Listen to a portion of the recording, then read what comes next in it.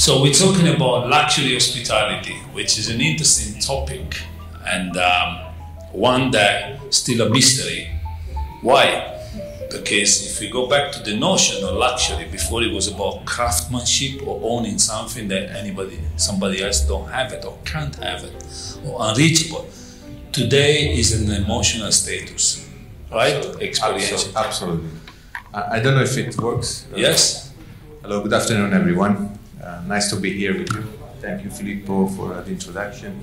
No, indeed, luxury for the luxury segment is a pretty interesting segment because everybody has this would love to live a glamorous life, but as you rightly said, before it was more based on material stuff. Nowadays, especially after COVID-19, I think that people are moving to a different segment of luxury, whereas to be more meaningful, more customized. That people seek for experiences that are not the usual experience that you find on Google, but is something that is really bespoke. So that's what luxury is moving into, and it's a beautiful word, not for everybody, but yeah.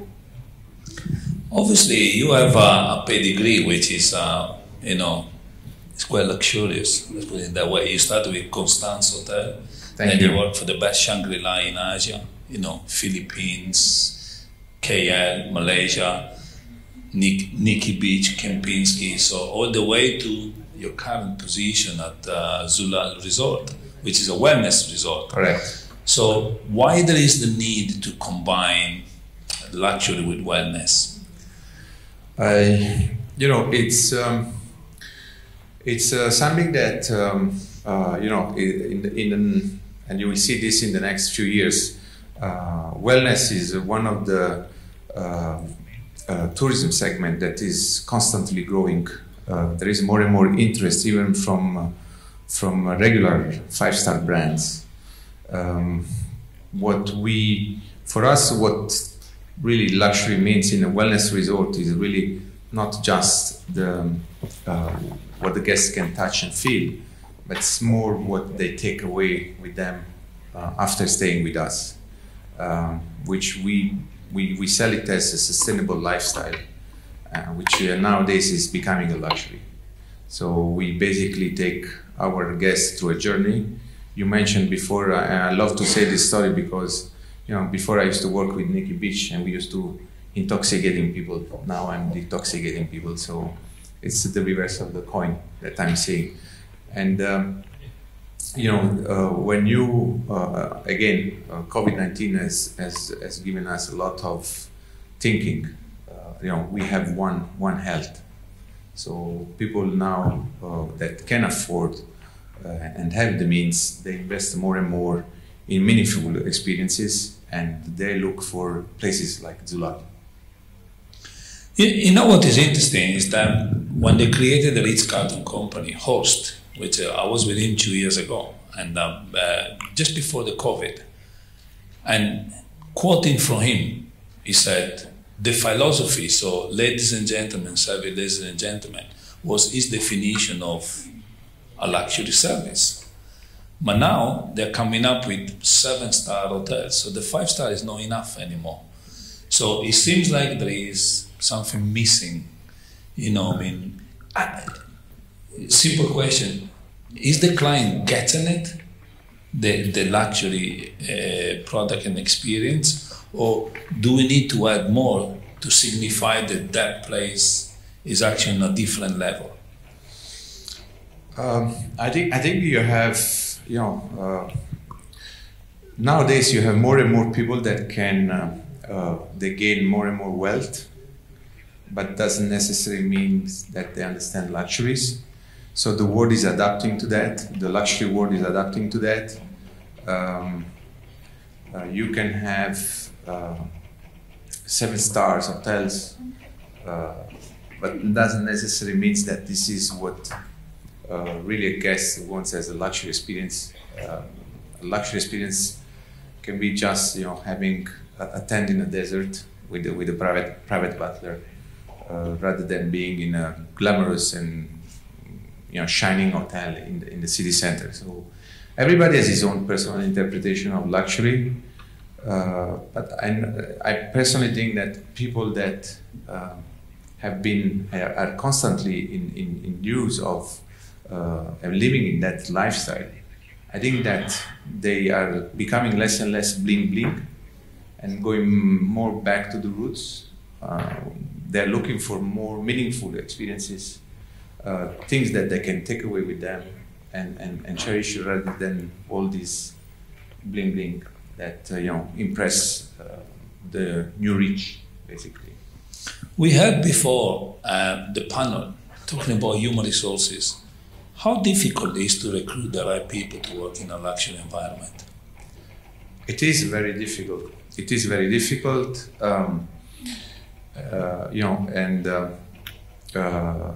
the good part is that you have a lot of companies investing in human resources, in trainings. So there is a lot of stealing happening between companies, but definitely manpower is becoming more and more an issue. And we are here in Qatar, where with the World Cup coming very soon, beginning very soon, we are seeing that we are very short in recruiting people that are able to deliver what the brand is the expectation behind the brand. We always say in luxury, we usually say that whatever is your guest expectation, you always have to add one.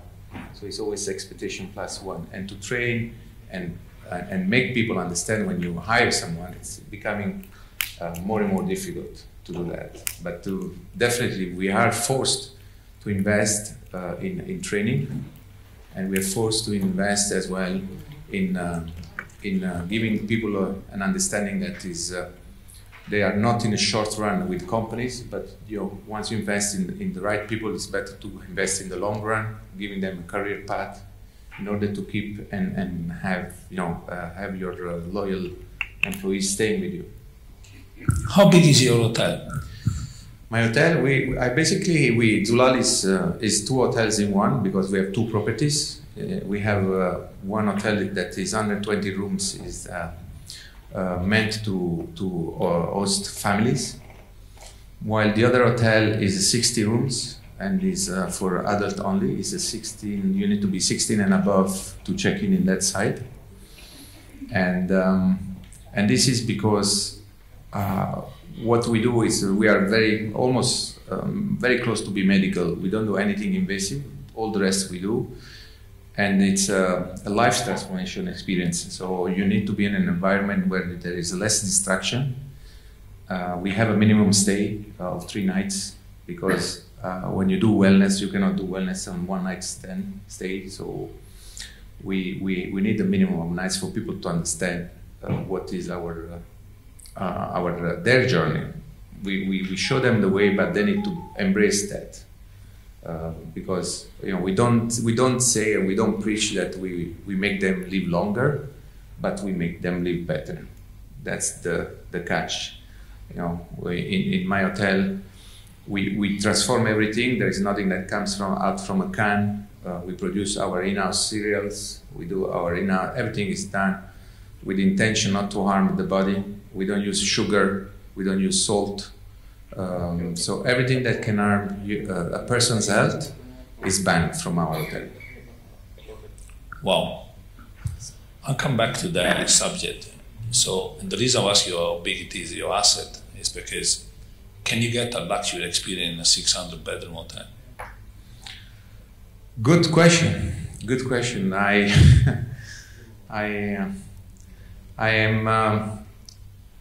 will say yes and no. I work personally, as you said, I was in Kuala Lumpur, Shangri-La, 710 rooms. As much as you try hard to give out a luxury experience, I think that size matters. You cannot reach the standard of we always say in our industry, people that are familiar with hospitality, that luxury starts from 100 rooms and below. Once you go over the 100 rooms, you are not doing real luxury, because personalization. You know, it's nice to, you know, everybody knows your name in the morning. You're greeted with your family name. They know your preferences. They know which table you prefer, which side of the beach you want to sit, what time you prefer going for dinner. So, and when you are below 100 rooms, you can catch 99% of those little details, and the devil in luxury is the details. The big lines, everybody's good in big lines, catching the big picture, but the luxury segment, you play on small details. Small things makes a lot of difference in people's lives and the impression that you leave behind. So going back to your question, no, I don't think that you know, in a 600 rooms hotel you can have the same level as luxury in a small hotel. Personal opinion. Also professional, I think you work in luxury brands most of your life. Coming back to experiential travel, which you say is an experience. So now it's very much a state of mind. You know, it's not anymore finding the good thing. It's knowing that your food is organic, in-house made, there's no sugar. So also physiological. So a lot to do with biology. But I book with your hotel, and my experience starts when I land in that country. So you as an operator of a luxury establishment, how do you try to bridge the gap between the journey that somebody makes when he lands in a country, when he departs from a point to reach a point?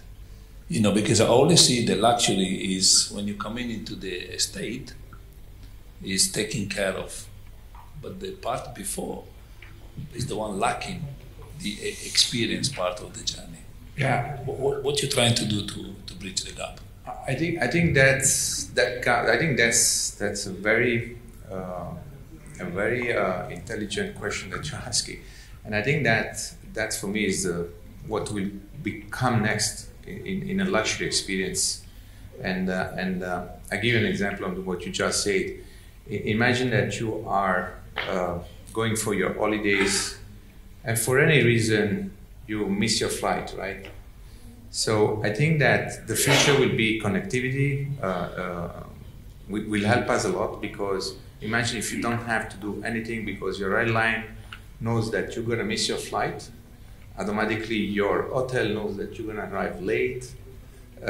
So your pickup at the airport is going to change automatically without you worrying to do it on your smartphone. So I think that's the future for me. I think that's next step. What will happen in luxury to bridge that gap of when your journey starts before.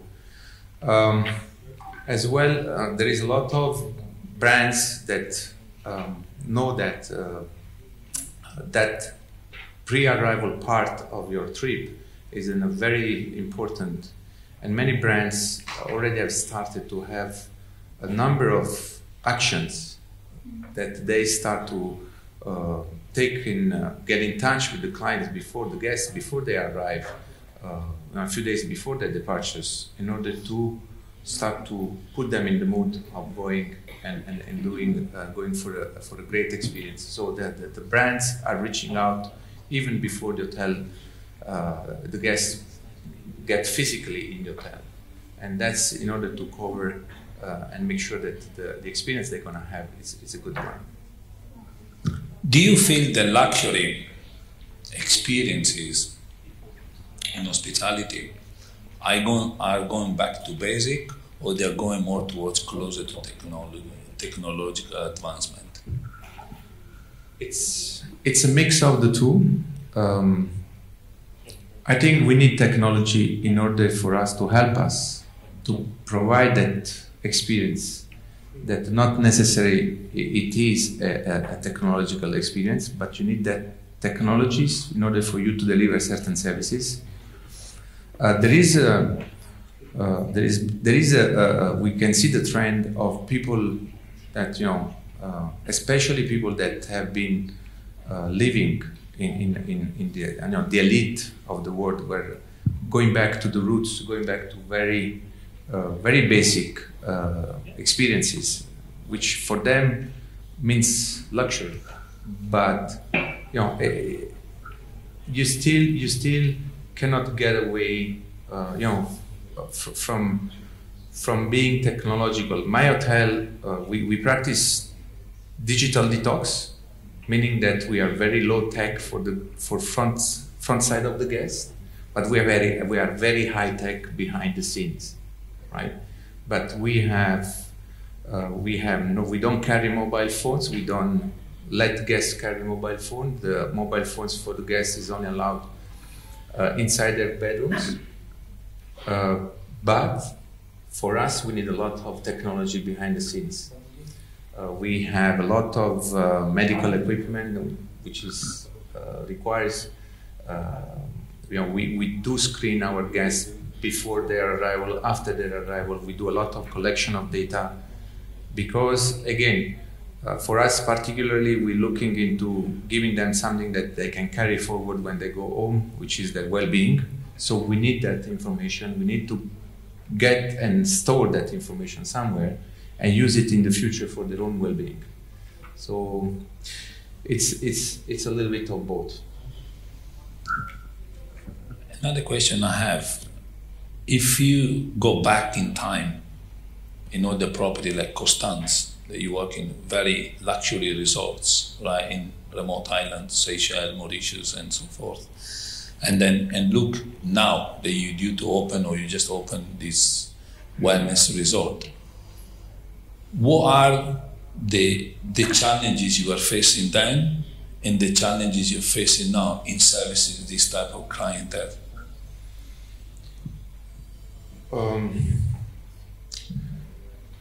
I think that from a guest perspective, the challenges are the same. Actually, I think maybe expectations are growing as time goes by. Expectation grows, and that as well depends in what kind of operation and what kind of environment are you. If I take my personal experience with Constance, I was in a fabulous hotel in Seychelles.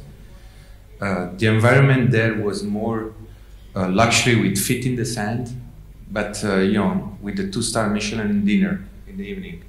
So that was the experience. The challenge here, and I have to speak for the property I'm running at the moment. Here, my property is very simple luxury. It's a beautiful hotel, but it's very simple. Nothing complicated in terms of when I say complicated, design, very simple line. Qatari heritage. It's a feel-good place. And the challenge here is because of what we do, it's not very always easy to make people realize that it's good to have a particular type of diet, or going on having a particular program for get better. So again, it's not an apple to apple comparison, because in Seychelles I was running more a typical leisure, fabulous, luxurious 5-star hotel. Here I'm looking after a fabulous, luxurious 5-star wellness resort. So the type of need and guest are a bit of different from between the two segments. With the same high expectations. Absolutely yes. Absolutely yes. I think that nowadays, compared to when I was in Seychelles, people are, technology has catch up. People are more and more aware. They are very, very much with generation, the millennials, right? Now we see more and more millennials as well coming into our hotels, and with higher expectation than compared to when we used to be way back in Seychelles, right? Where we had the creme de la creme of the European society patronizing our resort. But this old style of people rather than the millennials, very rich, a lot of disposable income, and a lot of crazy requests. But I want to ask a very, let's say, devil's advocate question, and because it's interesting. You were working in Seychelles, what, 10 years ago? No? Oh no, I wish. No, it's more than that. Seychelles was around 2000. Yeah, and I think as a country, they've always been doing in preserving, the environment. But the question I have is, sustainability now is everywhere. So, is there an unconventional truth there that it is required to be there, or do clients at that level that you pitching at do really care whether you farm your own vegetables, you do all the organic things, and above all, are they prepared to pay more to get exactly this? Yes, it's a great question, and yes, the answer is yes. You don't expect that, but it's happening. You have people very much concerned about sustainability. Our brand, Chivasam, which is a Thai brand, sustainability is at one of the pillars of our brand. It's at core of our business. And we opened recently. We are in soft opening. My official launch will be in 3 days, and we are having the first guest. And main market is Middle East.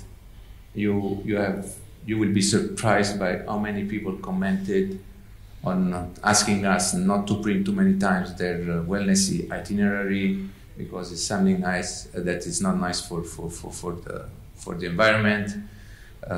They get curious to know how we can maintain, because we are 1 hour away from Doha, and we sustain local farms around the resort. So we try to get our vegetables from them, some fruits. So they get very curious, and they care about how your sustainability story reflects in everything they do, in every touch point that they are involved. Unfortunately, coming close to the last questions for myself. Are there any questions from the audience that they want to ask to Daniele? Come on, don't be shy. It doesn't bite. Promise. So since there is no more questions, we sit in digestion mode. I'm going to ask you one and more burning questions. Now, we open in 3 days, official opening. I come this time, I come another time. And then how can you keep guests motivated to become a repeat guest in an environment like yours? Can he go out of fashion, or can he become, how can I say to you, it's not the new toy anymore? Maybe I'm expressing myself not right, but... No, I think in my particular case, we are doing something in a very defined segment. We operate. People come to see us when they realize there is self-realization about that they need to do something about themselves. COVID-19 has been an eye-opener for many people. That says, especially wealthy people, they realize that that sometimes they don't really do anything that for themselves. So it's a me time. We preach, and we are very proud to say that we are promoting sustainable wellness. And what does it mean, sustainable wellness? Sustainable wellness for us is something that we're very proud to teach what we know. And we hope that by coming to see us, we give you something that you can take outside and continue after us. We are a phone call away. We are developing an app to stay in touch with the guests as well. And when you are out from our property, if you feel the need that you need to come back because you need again refocus, then we are there. To give you to give you more better understanding of your question, Chivasam was born in Hua Hin 25 years ago. Nowadays, and it's not a big resort, it's below 60 rooms, very luxurious. They have a return guest ratio year on year of 70%. So I don't think that I've seen in my entire career a brand, a hotel that has such a high ratio of returning guests. So we basically, in Thailand, we don't need a sales team. And this is because people realize and want to invest in themselves. So indeed, in our segment, I think it's very much easier to get returning guests, especially if your brand promise are delivered.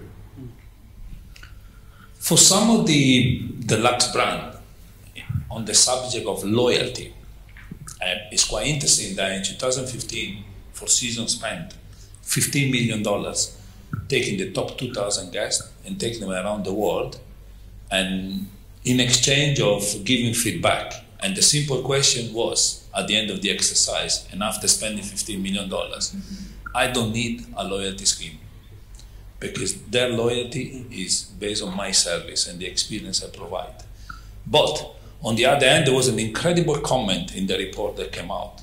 And one guy said, very wealthy gentleman said, yes, on one side it's true, but on the other hand, you assume it because I have money that I don't appreciate rewards or recognition in that form, not necessarily, hey, on service. So my question to you is, there are different luxury brands and they have different, some have got very strong scheme because part of an umbrella. But do you think that if we look into the future, that the notion of loyalty program, whatever form or shape, is potentially coming back at a luxury level? Or it is an obsolete concept that the future luxury do not need these kind of recognition schemes? I'm happy that he said it was my last question before. All right. How to answer to that one? I personally believe that recognition. I mean, these schemes. You know, when I was with Shangri-La, we did a survey as well, not at the level of Four Seasons, but. We asked our portfolio of guests, and we went global. We asked, what are you really looking for as a reward, you know, for being loyal to our brand? At the end of the day, what we got as a result is people were looking for one simple thing. They were not looking for free rooms or free breakfast or access to executive lounge. They were looking more to be recognized. Recognition was number one that came out of that results. Being called by their name when they enter in the hotel, being recognized that, you know, the preferences that, you know, I like to have my coffee with no sugar, newspapers on the table. That was much more important, that we were giving them a free breakfast or a free room night because you stayed 15 nights in the hotel. So I am a great believer that, and I'm glad that you said one gentleman came out of that survey. I think that, yeah, I think that majority of people that moves around the luxury segment, I think that they will still prefer simple things that will pinch their heart rather than having these free room nights and other sort of gift from loyalty programs.